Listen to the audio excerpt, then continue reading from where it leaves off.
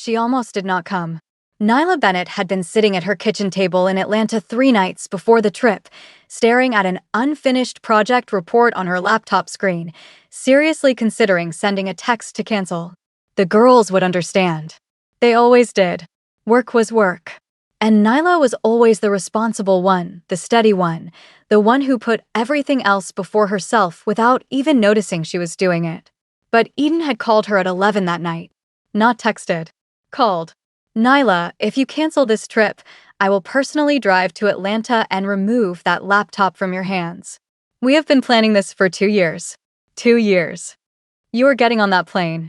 So Nyla packed a simple black carry-on, booked an early flight, and arrived at the Siesta Key Villa last, stepping out of a rideshare with her single bag while the others were already somewhere inside, making noise loud enough to carry through the open glass doors.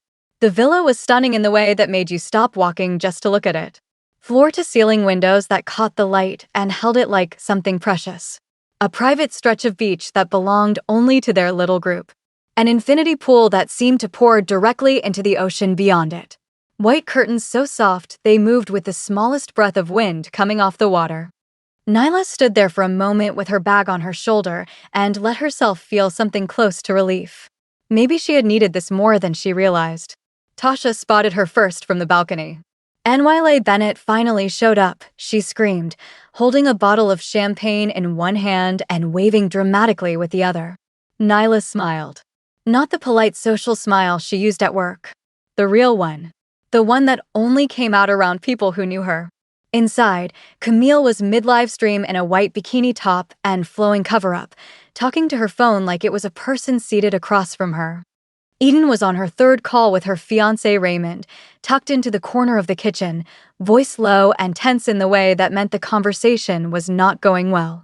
Simone had already changed into comfortable clothes and found the most peaceful corner of the villa, feet propped up, eyes halfway closed.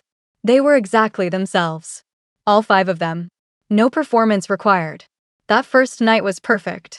Dinner on the private patio, the ocean in front of them turning colors as the sun dropped. Laughter so loud the neighboring villas could probably hear every word. Old stories that became funnier with distance. Inside jokes that still landed perfectly after years of growing up and growing apart. Nyla went to bed that night feeling something she had forgotten the name of. Lightness. She woke early the next morning before anyone else was moving. That was her habit. The house quiet around her, ocean sound coming through the cracked balcony door, coffee made carefully because Tasha had somehow purchased the wrong filters, but Nyla had found a way to make it work anyway. She took her cup outside and sat near the water's edge while the sky was still doing that soft orange and pink thing it does before the sun fully commits to rising. She did not see him that morning. But she noticed the neighboring villa was occupied. One light on upstairs. Someone already awake, same as her. She did not think much about it. The second day brought a beach excursion organized by the resort, and by afternoon the women were sunbathing, laughing, and ordering things from the beachside bar while Camille filmed content and Tasha made friends with every stranger within 20 feet. That was when they first saw him. He came down the private path from the neighboring villa in the kind of effortless way that made people look twice. Dark linen trousers rolled to the ankle. A simple white shirt. Sunglasses. He was not performing anything. He was just walking to the water, document folder tucked under one arm, phone in the other hand. And everyone noticed. The resort staff noticed first, the way bodies quietly rearranged themselves around important people without anyone giving a signal. Then 2 women from a different section of the beach started leaning toward each other and speaking behind their hands. Then Tasha sat up from her lounger so fast she nearly knocked over her drink. Who, she said slowly, is that? Camille had already removed her sunglasses to get a better look. I don't know, she said. But I'm about to find out. Eden looked up from her phone long enough to assess him and raise one perfectly shaped eyebrow. Simone shielded her eyes from the sun and watched him for a moment before settling back. Nyla glanced over, registered that the neighboring villa was occupied by an attractive man with good posture, and returned to her book. That was it for her. That was the full extent of her interest. The resort manager, a cheerful and extremely organized woman named Patricia, approached their group that afternoon to mention that she had arranged a small welcome dinner on the beach for guests staying in the premium villas. It was a complimentary gesture, she explained. A few guests, excellent food, oceanfront setting. Tasha immediately said yes for all of them before anyone could consider otherwise. The dinner that evening was set beautifully. Long table right on the sand. Soft lighting. The sound of waves moving underneath every conversation. There were 8 guests in total, which meant the group was intimate enough that ignoring anyone felt deliberate. His name was Kong Min-jae. Patricia introduced him simply as a hotel investor currently exploring properties along the Florida Gulf Coast. But the way she said it and the way he received it told anyone paying attention that investor was doing a great deal of understated work in that sentence. He was 36, quietly Korean in a way that felt deliberate about not explaining itself, and he had the kind of stillness around him that comes not from shyness, but from being entirely comfortable in any room. Camille introduced herself first. Warmly, confidently, hand extended with the practiced ease of a woman who understood how to make an impression. Min-jae was gracious, polite, genuinely pleasant, but not hooked. Camille noticed immediately, and she was too competitive to let it register visibly, so she simply turned the warmth up a degree and kept moving. Eden found a natural opening in a conversation about overseas business expansion and slipped into it smoothly, voice softening in the way it did when she wanted to seem approachable rather than impressive.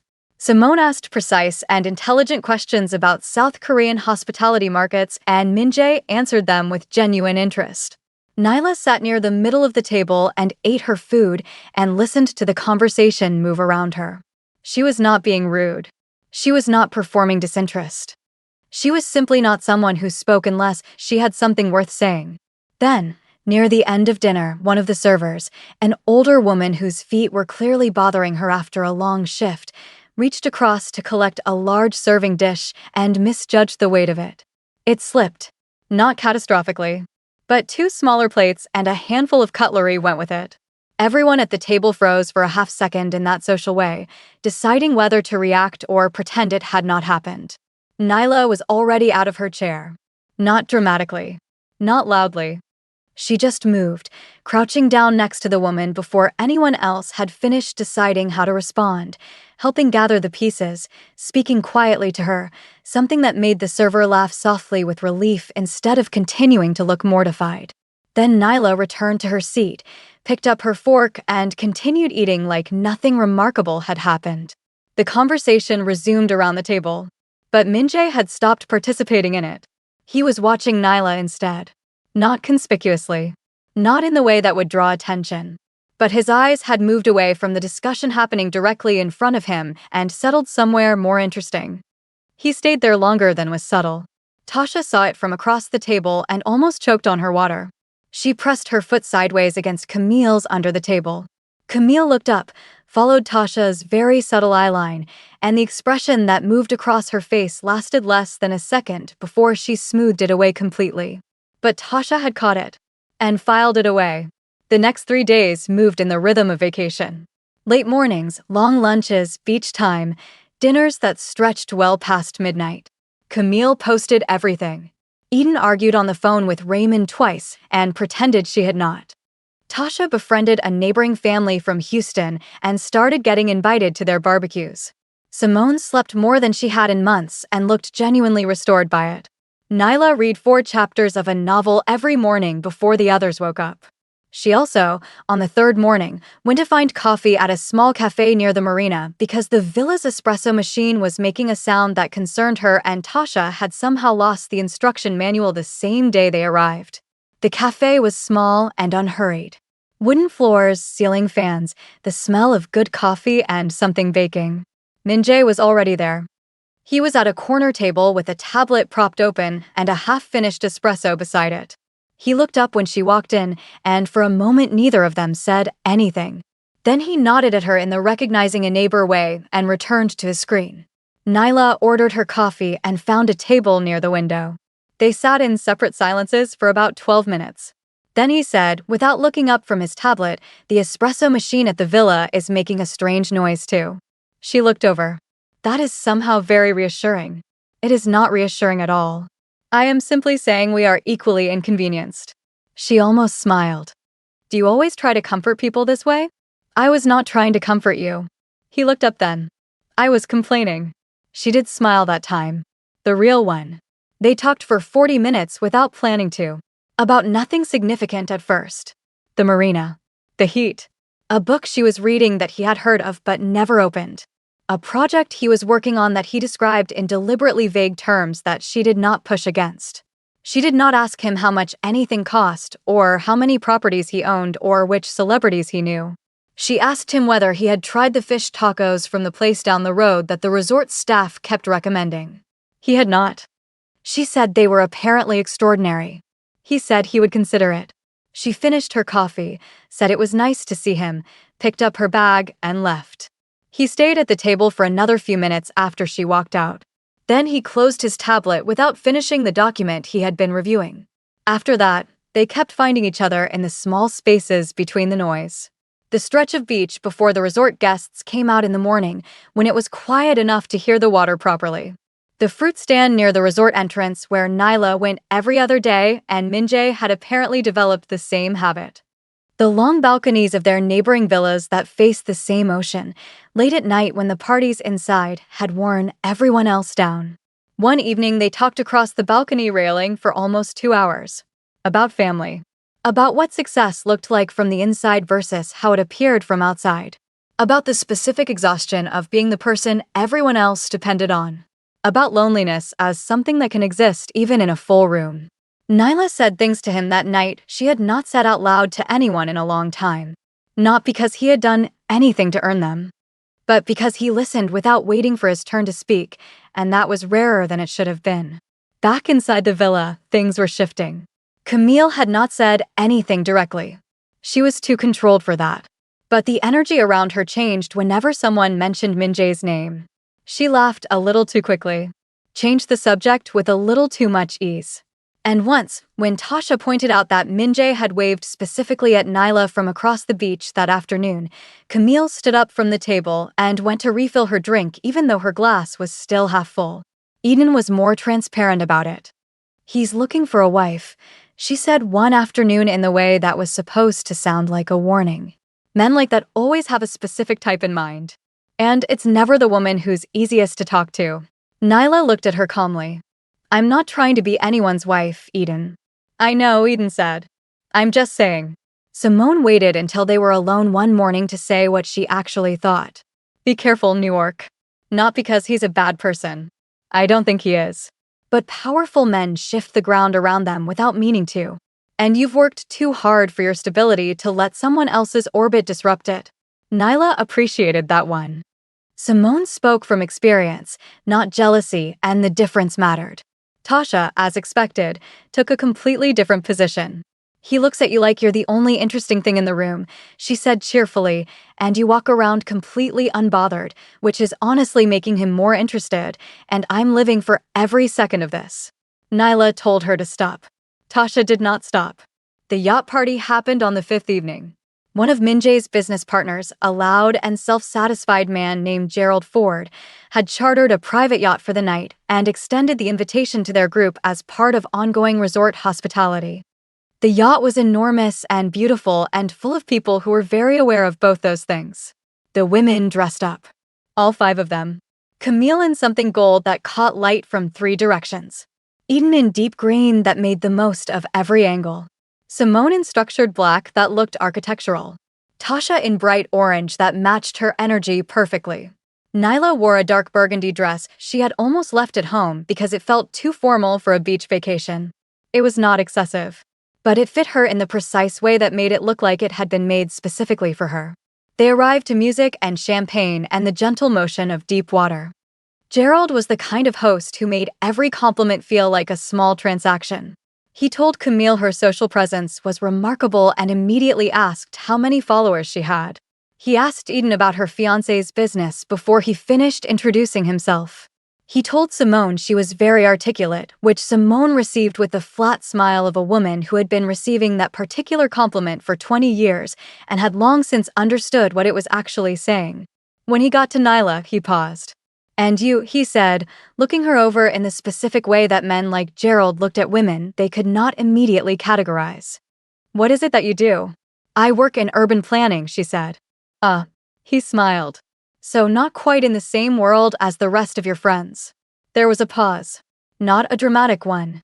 Just the small beat of air that follows something that has been said in a way that cannot fully be taken back. She's the one who actually changes cities, Tasha said immediately, voice perfectly pleasant, but eyes like flint. Gerald laughed in the way that men laugh when they want to dilute something without acknowledging it. He turned to include Minjae in the next comment, some remark about talent being relative to industry, and his voice had the tone of someone who expected to be agreed with. Minjae set down his glass. He did not raise his voice. He did not shift his posture dramatically. He did not make a scene in any way that Gerald could later describe as confrontational. He simply looked at Gerald directly and said, "The work Nyla does shapes the physical experience of communities for generations. That is not a narrow world. That is one of the more significant ones." And then he picked his glass back up and resumed the previous conversation as though nothing needed to be added. The table went completely quiet. Not because of anger, because of precision. Because every person sitting there understood, without needing it explained, that Minjae had not defended Nyla in the way someone defends a person they feel sorry for. He had corrected Gerald the way you correct something when you have a genuine understanding of its value. Gerald moved on quickly and spent the rest of the evening being very enthusiastic about everything. But the rest of the table had processed what happened. Especially Camille. She was quiet for the remainder of the boat ride. Perfectly composed, still engaging, still present. But Tasha watched her from across the deck and understood that something had settled inside Camille that would not be comfortable when they got back to the villa. Nyla herself did not say anything about it directly to Minjae that night. She found him on the upper deck near the end of the evening, both of them looking at the same stretch of dark water. "You did not have to do that," she said. "I know," he said. "I am capable of handling Gerald on my own. I also know that." He glanced at her. "I said what I said because it was accurate. Not because I thought you needed protecting." She looked at him for a moment. "That is a very specific distinction. It is an important one." She turned back to the water. He stayed where he was. They were not touching. They were not saying anything romantic. They were simply standing in the same direction, and that felt, somehow, like more than it should have. Inside the lower deck, Eden had gone quiet and was texting Raymond with the focused urgency of someone who needed to feel anchored to something familiar. Simone was watching Nyla and Minjae through the upper deck window and thinking things she would not say tonight. Tasha was dancing and pretending she had not noticed where Nyla had disappeared to. Camille was at the bar. Second drink in hand. Looking at nothing. When they got back to the villa that night, the energy was different. Not explosive. Not an argument. Just the specific heaviness of something that had been circling for days finally landing in the room with everyone. Camille waited until the others had drifted toward their rooms. Then she sat on the couch across from Nyla, who had come back to close the balcony doors before bed. "I just want to say something," Camille started, voice careful and controlled. "Okay," Nyla said. "I'm not jealous." She said it in the way that people say things they are still in the process of deciding whether they believe.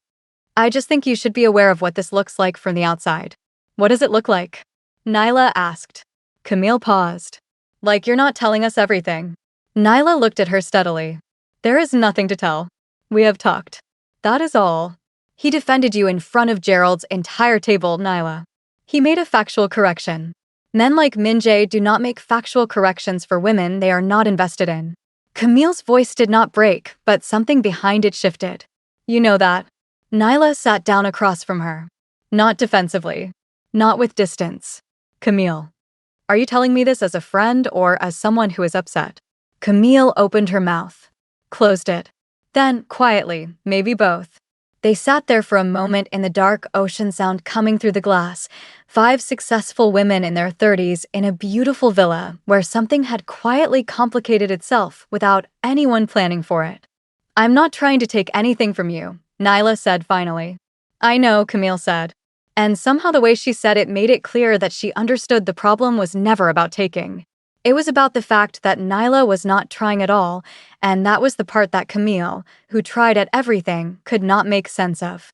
She went to bed without saying goodnight. Nyla stayed on the couch for a while longer, listening to the water. She thought about what Simone had said, about powerful men and shifting ground and hard-built stability.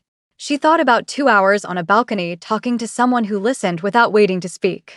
She thought about the 5th day of a 7-day vacation and everything that was supposed to be simple about it. Outside, through the glass, the ocean kept moving. Indifferent. Beautiful. Entirely unbothered by any of it. The morning after the yacht party, nobody woke up early. Not even Nyla. She had stayed on that couch longer than she intended, listening to the water outside and thinking thoughts she kept trying to organize into something sensible. By the time she finally went to bed, the sky was already doing that quiet thing it does around 4 in the morning, not quite dark anymore, but not ready to admit it was becoming light either. She slept heavily and woke up to the sound of Tasha in the kitchen aggressively trying to make breakfast and failing in a way that involved at least 2 separate smoke alarms. "I just wanted eggs," Tasha announced to no one in particular when Nyla appeared in the doorway. "Simple eggs." "This villa has betrayed me personally." Nyla moved her gently aside, turned the heat down, and salvaged what could be saved. They ate together quietly, just the two of them, while the others slept. Tasha was uncharacteristically still. She ate her eggs and looked at the ocean through the glass, and let the silence sit without filling it, which was how Nyla knew something was being considered carefully. Finally, Tasha said, "How are you actually doing?" Not with the teasing energy from the days before. The real question. The one that meant she had been paying attention and was now asking with both hands open. Nyla thought about it honestly. "I don't know," she said. "That's fair," Tasha said. "Last night was a lot. Last night was fine." Nyla. Tasha. They looked at each other.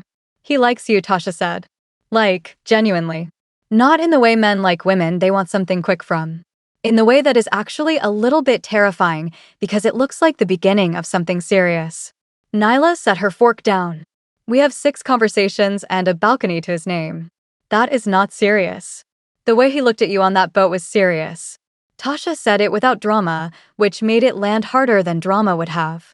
"And the way Camille came home and went straight for the wine was serious. And the way you stayed up on that couch alone for 2 hours instead of sleeping is serious." Nyla did not answer that. Tasha reached across the table and put her hand over Nyla's briefly. "I'm not telling you what to do. I'm just saying don't shrink it down to nothing because you're scared of what it might be." Nyla looked at her. "When did you get wise?" "I've always been wise," Tasha said, already returning to normal. "I just package it inside chaos so people don't get suspicious." Nyla smiled. The real one. They finished breakfast and cleaned up before anyone else appeared. The 6th day of the trip was supposed to be a group activity. A kayaking excursion had been planned weeks in advance, something physical and fun, a reason to be in the water and move their bodies instead of just lounging. It was on the shared itinerary that Eden had built with color-coded details because Eden planned group trips the way she managed everything, with total control and extensive documentation. But by mid-morning it was clear that not everyone was going. Camille said her shoulder was bothering her, which may have been true and may have been the most comfortable available exit. Eden had a call with Raymond that turned into a conversation that turned into an argument that she took behind the closed door of her room, voice low and tense through the wall. Simone looked at the kayaking description, looked at the heat index on her phone, looked at the kayaking description again, and wordlessly relocated to the pool with a novel and a large hat. That left Nyla and Tasha. They went anyway. The kayaking spot was a calm stretch of water tucked between mangroves about 2 miles from the resort, accessible by a short shuttle the resort arranged. The guide was a cheerful young man from Bradenton who clearly loved his job and talked constantly in a way that Tasha matched effortlessly while Nyla paddled and listened and felt her shoulders a knot for the first time in days. The water was extraordinary. Green and clear and completely still in certain stretches, the kind of water that showed you the bottom and made the world feel very simple. On the way back to the resort, the shuttle passed the private beach. And Nyla saw Minjay. He was sitting on the sand near his villa's private access point, not on a lounger, just directly on the sand, jacket off, sleeves rolled up, looking at the water. He was not on his phone. He was not reviewing documents. He was just sitting there like someone who had needed to stop moving and had found the nearest available place to do it. He looked like someone who was very tired in the part of himself that rest does not reach. She recognized it immediately because she knew that feeling from the inside. Back at the villa, the afternoon fractured into separate silences. Eden emerged from her room with swollen eyes she had clearly spent effort concealing and announced she was fine in the tone that meant please do not ask. Tasha brought her tea without being asked and sat beside her on the couch and put on a comfort show at low volume, which was exactly right. Camille was on the balcony filming content with the focused energy of someone who is using productivity as a container for something else. The camera made her radiant and confident and untouchable, which was what it was supposed to do. Simone found Nyla on the lower patio near the pool and sat across from her with 2 cold drinks and the expression of a woman who had been thinking for several hours. "Can I say something without you getting defensive?" Simone asked. "You always say that before saying something that will make me defensive," Nyla pointed out. "That's because the things worth saying usually require some defense to get through." Simone leaned forward. "I told you to be careful. I stand by that. But I also think I framed it wrong." Nyla waited.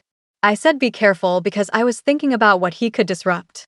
His money, his world, the way powerful men pull everything into their gravity." Simone paused. "But I wasn't thinking about what you might be walking away from because you were too busy protecting your stability to let anything new touch it." Nyla looked at her. "New York, when was the last time someone made you feel like the most important person in a room full of people who were all competing to be seen?" The question sat between them in the warm Florida air.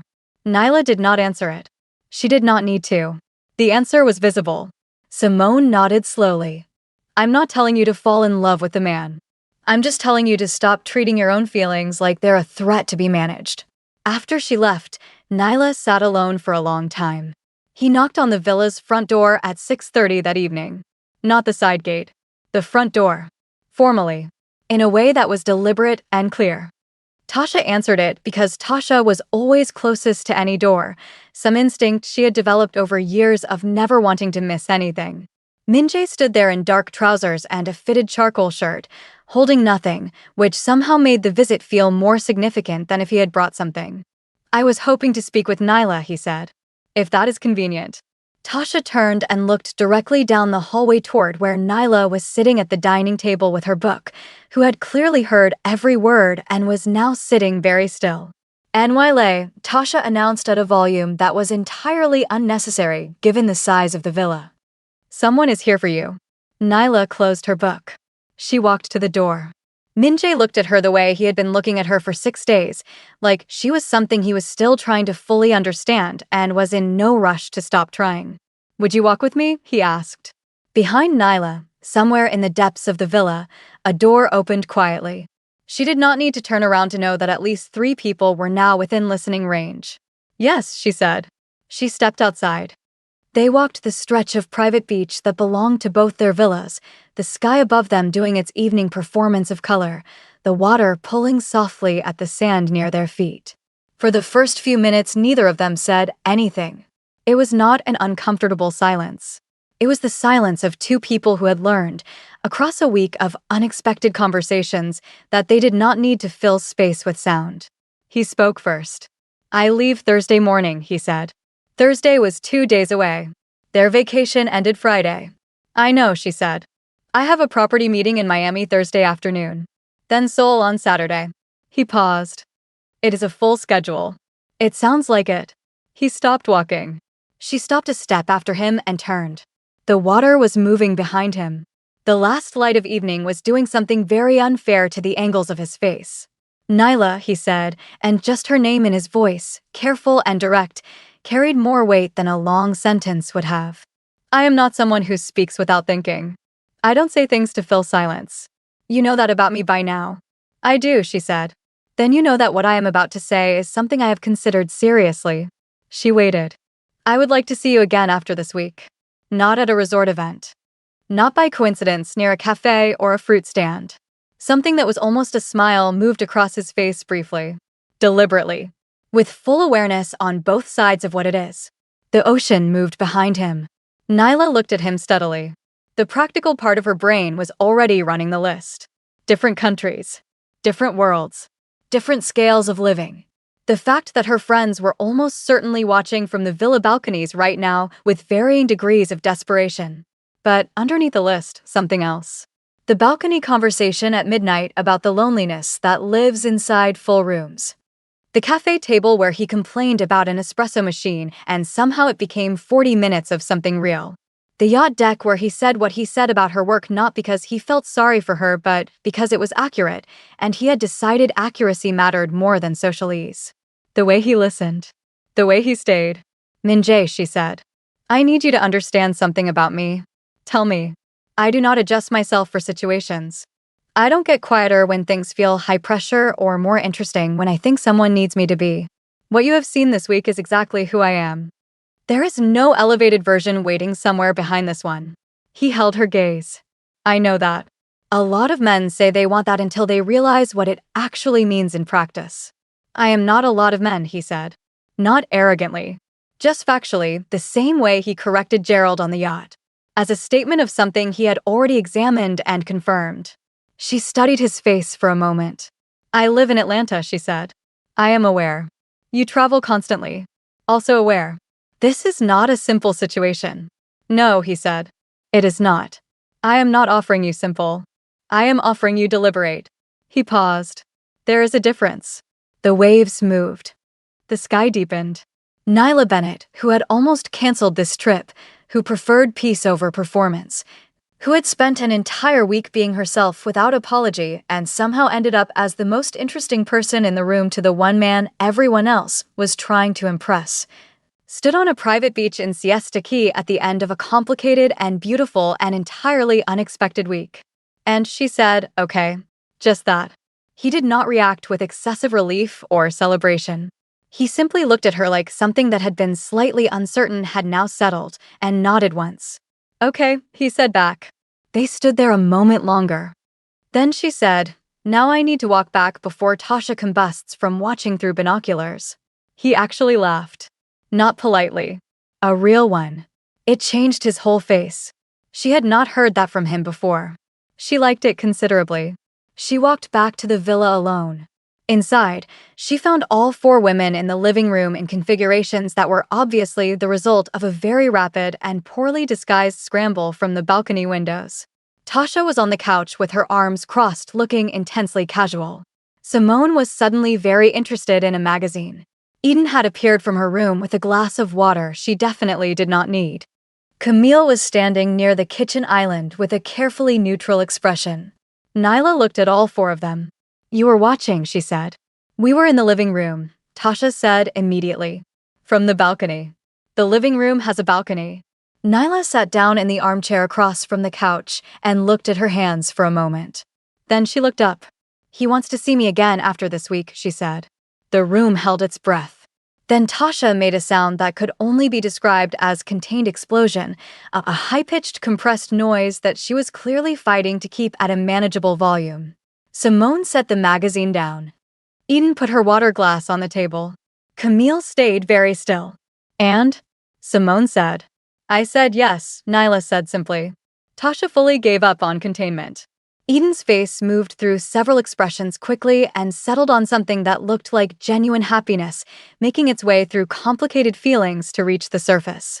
Simone nodded slowly, like something she had decided before the question was even asked had now been confirmed. And Camille.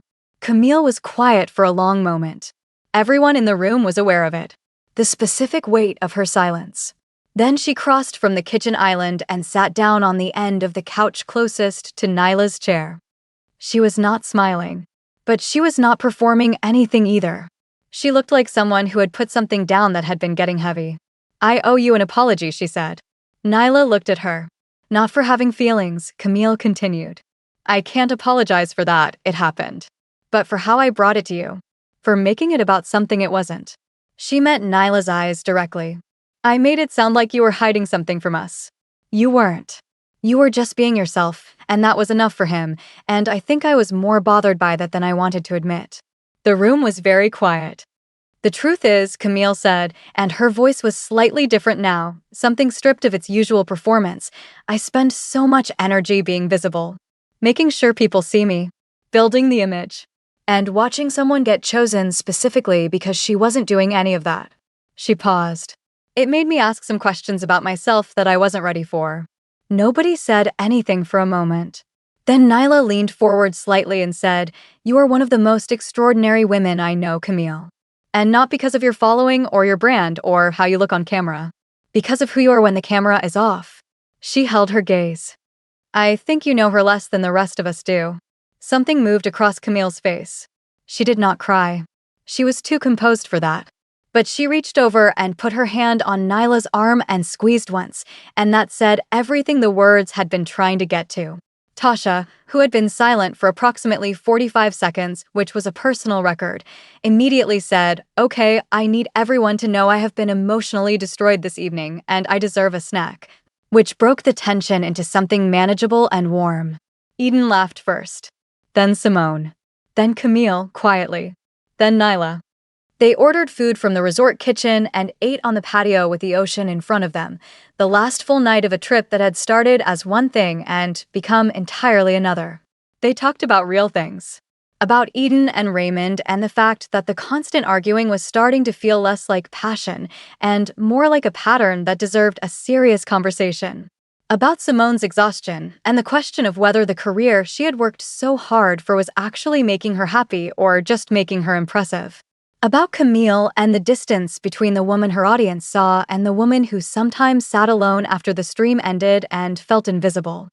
About Nyla, who had spent so long being the steady one, the responsible one, the one who put everything else first, that she had almost missed someone walking directly toward her.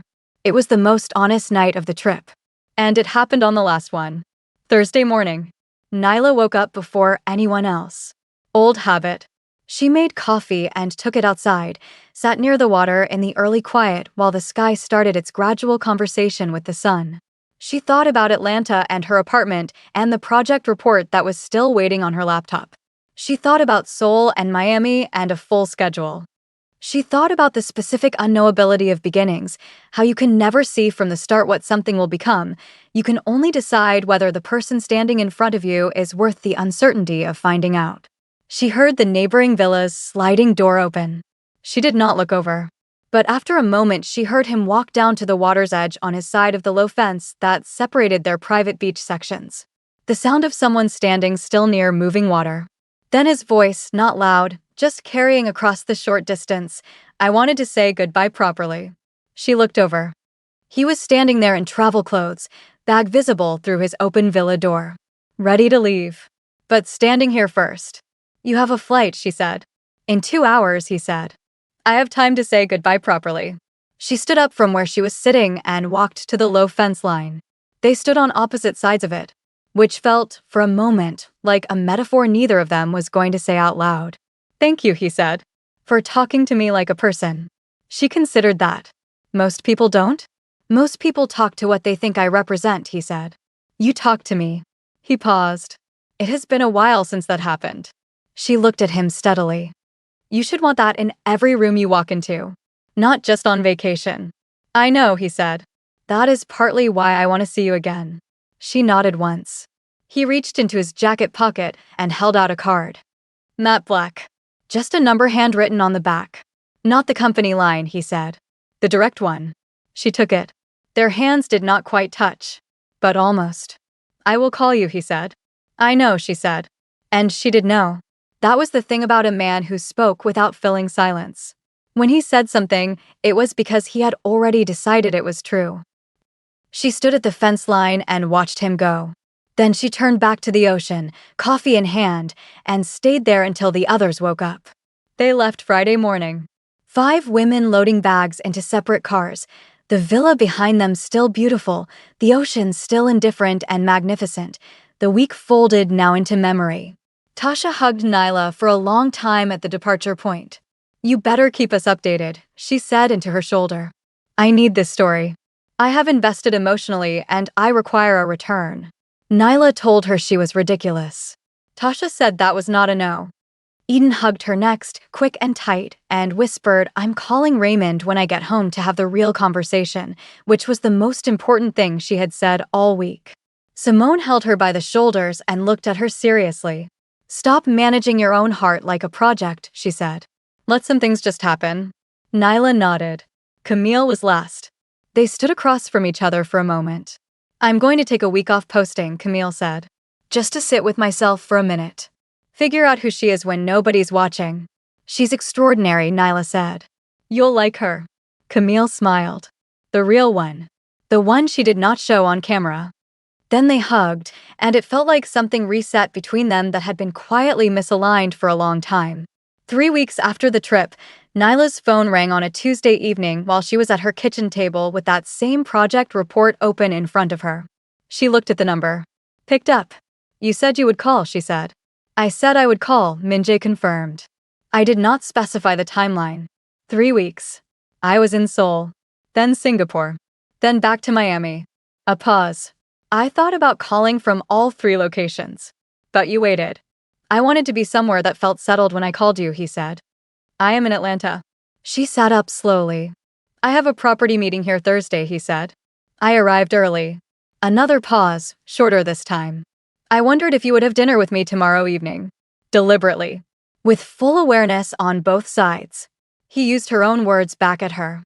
She looked at the project report on her laptop screen. She closed it. Yes, she said. It was not a perfect story after that. No story worth anything is. There were time zones and full schedules and the very real friction of 2 lives built on different continents trying to find the places they naturally overlapped. There were conversations that required more patience than either of them had on certain days. There were moments of doubt, mostly in Nyla, who had spent so many years being self-sufficient that receiving something felt unfamiliar in her hands. Like an object she kept almost dropping not because she did not want it, but because she was still learning how to hold it. But he was deliberate. Every single time. He did not flood her with grand gestures. He did not try to buy her comfort or impress her with scale. He called when he said he would call. He listened when she talked. He flew to Atlanta 3 times in 2 months for reasons that had nothing to do with business. And slowly, in the way that real things grow, quietly and without performance, something became true between them. The women saw it happen in real time across a group chat that became one of the most entertaining ongoing conversations any of them had ever been part of. Tasha provided live commentary. Simone asked careful questions and seemed genuinely moved by the answers. Eden, who had her own important conversation with Raymond that led to an important decision about their future, was softer and more open about love in general. Camille posted less and called more. She and Nyla talked on the phone twice a week in a way they had not done since their early 20s. Something about the weekend siesta key had cracked a door open between them that they were both choosing to walk through. 6 months after a summer reunion that was supposed to be simple, Nyla Bennett sat at a restaurant in Atlanta across from a man who had noticed her first because she helped an elderly waitress pick up dropped plates without making it a moment. She was wearing something she liked. Not to impress anyone. He was looking at her in the way he had been looking at her since a beach dinner in Siesta Key. Like she was the most real thing in the room. She thought about who she had been when she arrived at that villa. Tired. Almost cancelled. Carrying a single black bag with no interest in impressing anyone. She thought about Simone's words. Stop managing your own heart like a project. She thought about Tasha on that first morning, hand across the table, saying don't shrink it down to nothing because you're scared of what it might be. She looked at Minjae across the table and understood something clearly. She had not changed herself to get here. She had not performed or competed or adjusted her personality for the room. She had simply been exactly who she was. And that had been, in the end, the most powerful thing she could have done. And that is where we leave Nyla Bennett. Not at a perfect ending. At a true beginning. Which is always the harder and more beautiful thing. Before you go, here is the lesson I want to leave with you today. Nyla never chased attention. She never shrunk herself down to fit a room or stretched herself out to fill one. She walked into a luxury villa on a Florida beach exactly as she was, plain bag, real laugh, no performance, and she became the person that the most important man in the room could not stop looking for.